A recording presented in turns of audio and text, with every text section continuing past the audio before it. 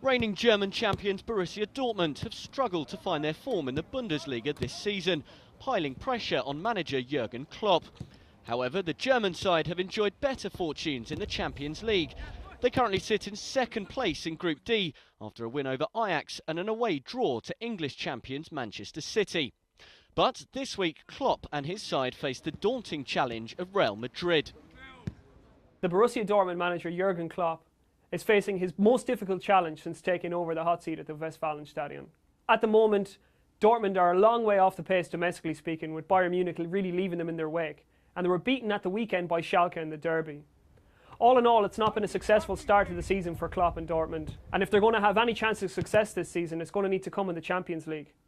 That, however, is easier said than done. We all know what happened with Dortmund last year in the Champions League. They finished at bottom of their group behind Arsenal, Olympiacos and Marseille.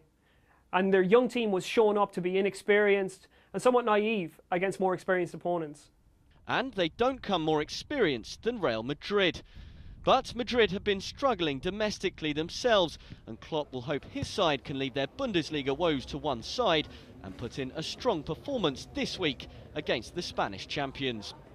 Klopp and Dortmund have faced many problems so far this season, and they're a long way off the pace that they set themselves last term. Injuries and a lack of form to key players has meant that Klopp is facing his biggest challenge since stepping into the hot seat in 2008.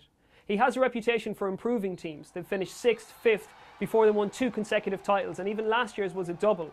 But now Klopp needs to show that he can reinvent the team from the players within the squad when certain players aren't firing on all cylinders and others are injured.